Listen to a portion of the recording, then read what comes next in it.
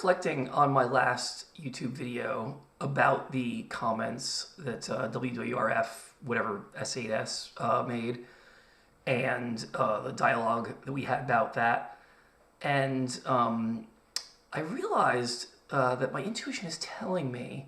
that this argument, which I had not heard before, about my handling of the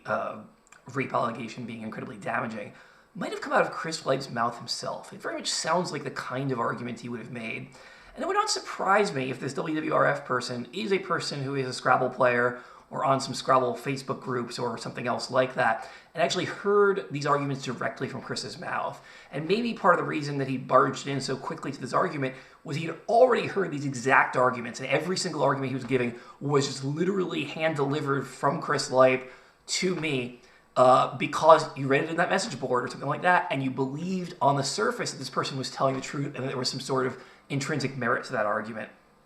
And I want to be clear about a couple of things. One is that there is no intrinsic merit to that argument or any of the other arguments you gave against me, and I completely dismantled all of them.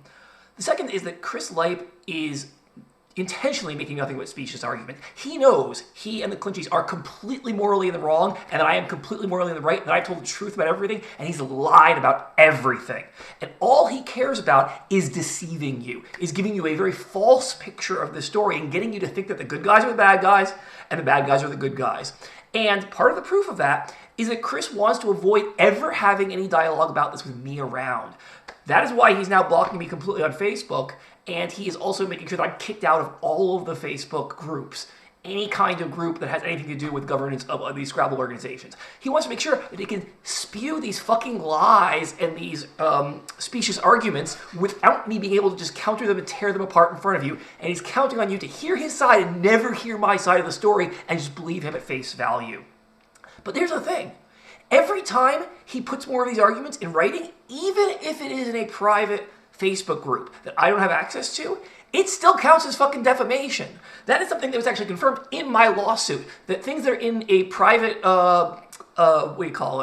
forum that is not intended for full public usage but only for a sub-community, that can still be defamation. So literally, anytime Chris has given an argument which is fucking false, which is based on lies, which is based on an intentionally false representation of the situation, that is more evidence I can use against him for defamation. The WRF, I don't know if you want to help me in this way or somebody else does, but literally,